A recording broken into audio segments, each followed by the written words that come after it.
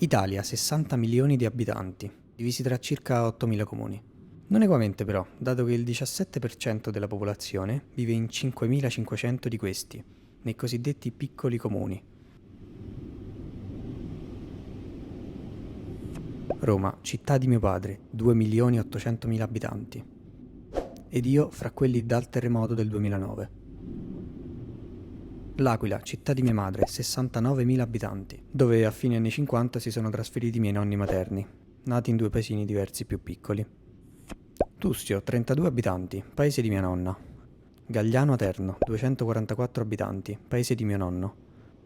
Nelle ultime 3 generazioni c'è stato uno spostamento dai paesi verso città via via più popolose. Andando a ritroso ai miei bisnonni e oltre, non ci sono stati grandi spostamenti dai luoghi natali. La maggior parte delle famiglie restava nel paese d'origine, nel caso di un ramo della mia alla Valle Subequana, composta di 6 comuni che in un secolo, in maniera più o meno uniforme, hanno perso 3/4 dei residenti. Paesini di queste zone sono destinati a morire o c'è qualche possibilità per evitare l'anno zero residenti? Ho preso l'indagine Gagliano Terno, uno dei paesini della mia famiglia che sta provando a invertire questo trend. Gagliano è il meno popoloso di questa valle, già di per sé in crisi. Ha perso l'89% dei residenti nell'ultimo secolo. Tuttavia c'è chi, vedendo il potenziale di queste terre, ci è rimasto e si sta battendo per tenerle vive. Cerchiamo di andare più a fondo e capire chi anima ancora oggi questi luoghi.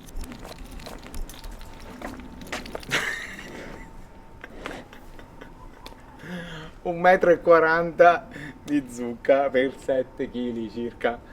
Mi chiamo Emanuele Nusca, sono nato all'Aquila, però mi reputo un terrestre. Ho capito di essere uno dei tanti esseri umani sulla Terra e così mi piace presentarmi. Lavoro sulla rete principalmente, quindi non ho bisogno di grandi infrastrutture intorno a me. Anche per questo motivo ho scelto Gagliano, che mi dà la possibilità quindi di curarmi la Terra, di crearmi la mia microsostenibilità, se così vogliamo, almeno sotto il punto di vista alimentare, ma anche perché comunque sostanzialmente io vedo che qui ci sono tantissime opportunità inesplorate, forse non capite ancora, quindi proprio per la salsa. Qui abbiamo un trendy vesuviano, qui un piennolo giallo, pomodoro giallo, non piennolo, un'altra qualità. E giù abbiamo ciliegini, datterini per Abruzzo, il cavo della casa. Lì è la zona barattoli vuoti, qua è la zona barattoli pieni. Questa è la produzione di quest'anno. Mi chiamo Michael Giorge, abito a Gagliano dall'aprile 2019, prima abitavo a Secinaro.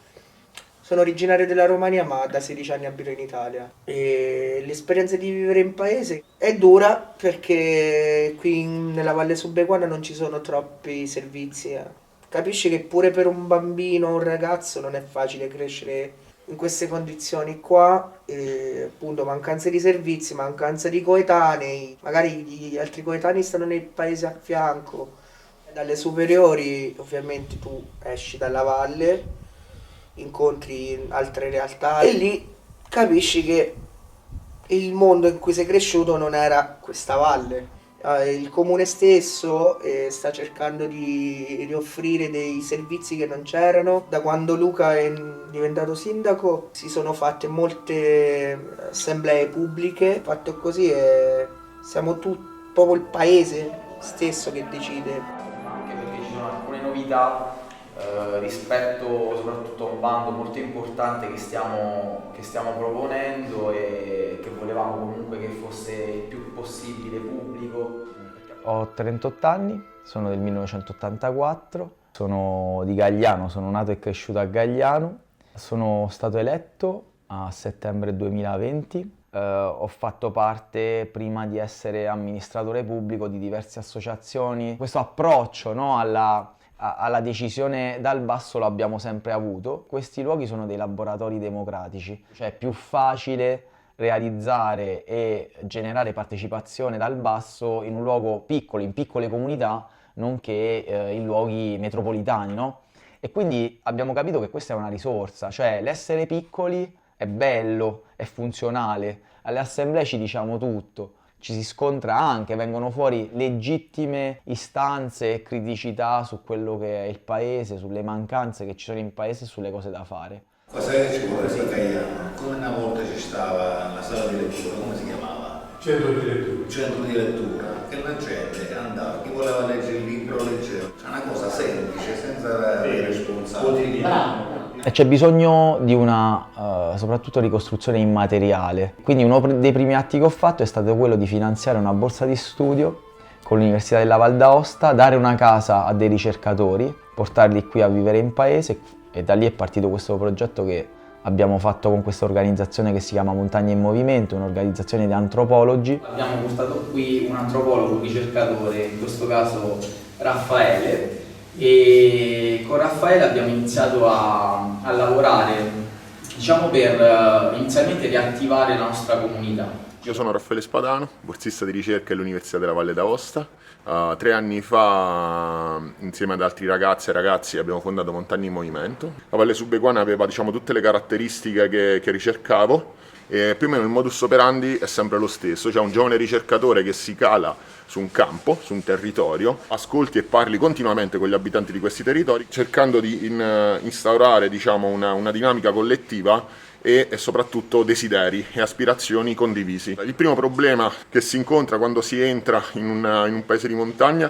è il fatalismo. Viene detto che appunto in questi luoghi si è spacciati, non si può fare niente, in dialetto qui si dice che non si può fare niente, o dopo alcuni mesi, diciamo, di ingaggio, dove no, si entra nella comunità, ti fai conoscere, è partito un percorso che si chiama Ritornanti al futuro, quindi ha avuto 4 azioni collettive, ma il lavoro è stato fatto quotidianamente. Bene, partiremo da qui. L'invito che vi faccio è quello di esprimere desideri, disappunti, idee su come era Gagliano, su come è oggi Gagliano e su come potrà essere domani Gagliano Terra. Quindi si era passati da un momento in cui Gagliano era spacciata ad un momento, ad un periodo in cui invece ci si rende conto che Gagliano sta diventando un po' il centro del mondo. Arrivano esperti, curiosi, ricercatori, giornalisti. Abbiamo cercato poi di istituzionalizzare questi flussi, perché a inizio 2022 ci siamo detti: tante persone sono passate per Gagliano, però noi dobbiamo intercettare questa domanda, questo interesse che c'è, come possiamo farlo? E nel 2022 nasce Neo, Nuove Esperienze Ospitali, nasce un nuovo progetto, dare sempre un immobile, un alloggio a disposizione delle persone che volevano venire, e abbiamo ricevuto 28 candidature, 28 richieste che arrivavano da tutta Italia, di persone, di ragazzi molto formati, avanti, dottorati, ricercatori. Una ragazza ha scelto di non andare a Dubai ed è venuta a Gagliano, cioè questa cosa è bellissima, no? Quindi ci siamo emozionati perché abbiamo detto: siamo ancora vivi. Cioè questi luoghi sono ancora vivi, sono ancora in grado di generare interesse.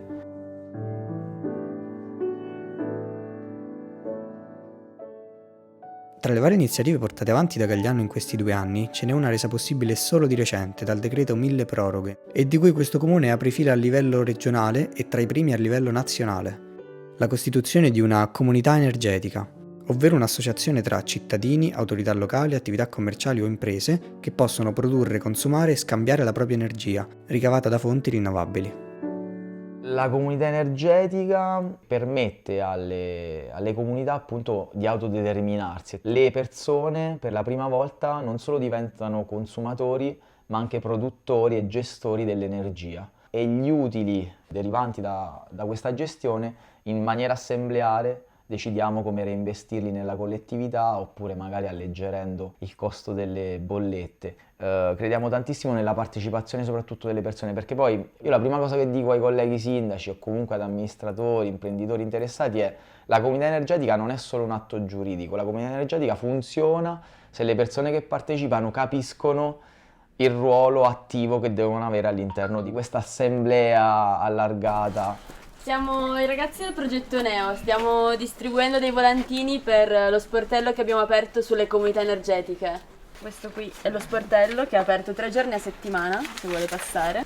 Bisogna sempre rispettare i luoghi e gli abitanti, quindi si entra, diciamo, in punta di piedi, bussando, senza portare un sapere, no? Che tu che vieni da fuori ti poni in alto. Che si usino fonti rinnovabili e sia il fatto che l'energia rimanga sul territorio. Sì. Ma si deve pagare qualcosa? Cioè, Per partecipare no.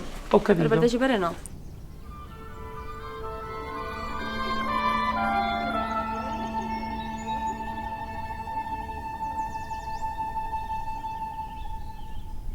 Io vivo qua per vari fattori. Uno appunto è il fattore economico. Vivere in questi posti ha molti più difetti che pregi, però i pregi che ci sono equivalenti ai tanti difetti che ci sono. Per abitare qui ci vuole pazienza, devi avere comunque una macchina, una patente, non ci sono appunto servizi. Poche persone della stessa generazione, che c'è un vuoto dai 30 ai 20 anni. È una popolazione vecchia, proprio anagraficamente vecchia, adulta, che non ha più interesse neanche a sviluppare più di tanto. Magari sì, si lamenta, qui non c'è il negozio, non c'è il medico, non c'è questo, però poi alla fine. Mentre questa componente giovane o medio giovane qui proprio un po' manca e si sente questa cosa. Il bello di vivere qui c'è la tranquillità, non c'è quel caos in città. Faccio un esempio pratico e stupido. Il semaforo, quello davanti a te, appena scatta il verde non parte, tu già suoni, non c'ha senso. Quella persona è stanca come sei stanca tu magari e non ci ha fatto caso perché stava a pensare ad altro, stava nel suo mondo ad aspettare che il semaforo si facesse verde, no? La grande città per me ormai è finito come modello di vita sociale anche, assolutamente. Troppi problemi, ingestibilità, ma manca proprio l'aria nelle grandi città, manca questo, manca il verde, manca la natura, manca il contatto dell'essere umano terrestre con la famosa madre terra. Ipervelocità delle città piene di tutto, piene di qualsiasi cosa a portata di mano. Ci siamo dimenticati come funzionano le cose basi della vita, la natura, le stagioni, il tempo che ci vuole. Si pensa che la roba cresca nei supermercati, va bene, ci siamo arrivati per fortuna. L'importante però è non dimenticare che quella cosa, quell'oggetto, quel bene che ti è arrivato nelle tue mani in tempo zero comunque ha avuto il suo tempo di costruzione, di crescita. E invece ecco, riconnettersi con la natura ti fa capire che se vuoi un'insalata, che è la cosa che cresce più velocemente nell'orto, devi aspettare 2 mesi. Se non hai messo il seme 2 mesi fa, domani continui a non averla. E devi essere pronto ad accettare questa sfida di un nuovo posto dove magari hai meno cose a portata di mano, ma rinizi a vivere, rinizi a vedere la natura per quello che è, rinizi a riscoprire te stesso e le tue vere necessità. Che se oggi non hai l'insalata, va bene, oggi non mangerò quella cosa che proprio volevo. E qui c'è tantissimo, c'è l'oro in queste terre, abbandonato dai prodotti, l'aria, la semplice aria. Ma chi viene qua e sta 2 giorni qui dalla grande città, qua respira.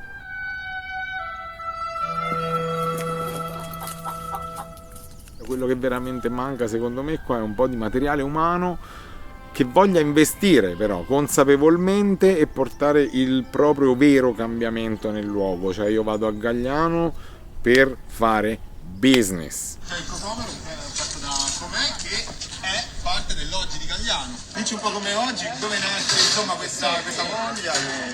Alla fine staremo qua stasera a mangiucchiare e a bere qualcosina.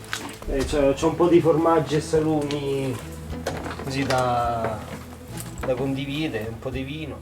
Io sono arrivato qui a Gagliano per la prima volta più o meno 14 anni fa circa, adesso non ricordo esattamente, in occasione di una sagra dell'entremè, il piatto tipico di Gagliano. E quindi venivo in maniera sporadica, diciamo, fino a che dopo un po' di anni ho deciso di prendere casa pure io qua. Non c'era niente qui a Gagliano, ecco. Il punto era quello, un punto dove mangiare, non c'era niente a livello di ristorazione. Stesso Ivan, il mio compare, io, lui e la moglie Elisabetta, avevamo voglia di fare qualcosa, di acquistare un'ape e di mettere a disposizione il nostro lavoro per Gagliano. È nato per avere un punto dove mangiare per noi stessi e per tenere viva la tradizione del piatto tipico.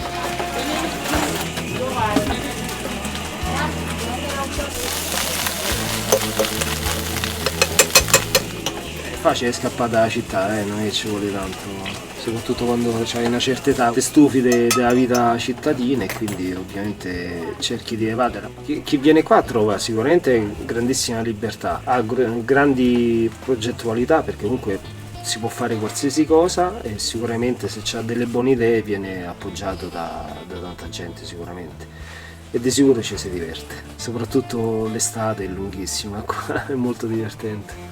La previsione è che fra 4, 5 anni, 6 anni, paesi come Gagliano Terno, abitare in paesi come Gagliano Terno sarà un privilegio. E se mettiamo a conto diciamo, gli sviluppi del riscaldamento climatico, c'è la mancanza d'acqua. Qui invece hai la possibilità, come dire, già solo di respirare aria pulita, avere un rapporto relazionale con le persone che fa sì che ti dia senso, diciamo, alla tua vita.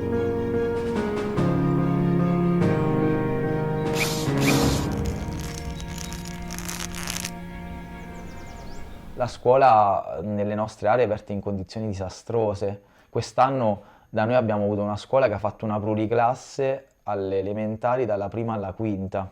E tutto questo va a discapito dei nostri figli, dei nipoti, di chi vive qui, perché comunque non hanno una didattica paritaria rispetto a chi magari vive in aree metropolitane. In una valle di 6 comuni, se 2 comuni hanno le scuole, cerchiamo di metterci insieme, ne facciamo una unica e miglioriamo la qualità della didattica. I nostri piccoli paesi sono dei vuoti da riempire, in cui c'è molto spazio per la creatività, per la progettualità e l'innovazione. Noi praticamente abbiamo un ex edificio scolastico, la scuola qui non c'è più dai primi anni '80. Quindi che cosa abbiamo deciso di fare? Non una semplice demolizione e ricostruzione, abbiamo avuto la fortuna anche di avere chi si è messo a disposizione come il Politecnico di Torino. Il professor Antonio De Rossi è uno dei massimi esperti in Italia di architettura di montagna. Ripensare non solo l'architettura ma gli spazi di questo nuovo edificio. Ci sono più attività che vanno da un baby parking alla palestra. Vi si troverà anche il bar, una stanza per soli anziani e altre cose che quando sarà la comunità stessa di Gagliano deciderà cosa farci di quegli spazi. Sono luoghi di partecipazione, di creazione, di socialità e di ritrovo, sì, che è quello poi l'essenza, no, dei nostri paesi. Sta partendo una radio di comunità. E oggi nasce Radio Antiche Rue, viene da un lavoro lungo. Una volta era a Roma e mi chiama Ivan e mi dice passa a casa, ti devo lasciare una cosa, parliamo di circa un anno fa, e mi mette in macchina 2 computer nuovi di zecche imballati, acquistati da lui e messi a disposizione della radio. E le nottate, le tante nottate di programmazione di Costantino, perché davvero dietro c'è tanto lavoro, cioè dietro questa radio non c'è un euro di soldi pubblici.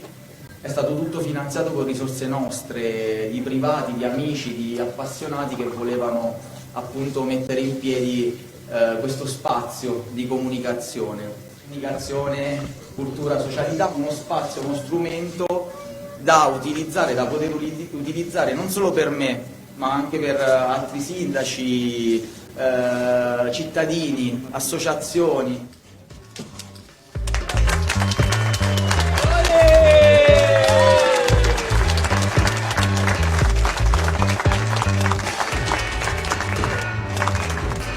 Radio Antiche Rue, ecco, qualcuno non ha toccato la sensibilità del microfono, perfetto, è tornata come doveva essere.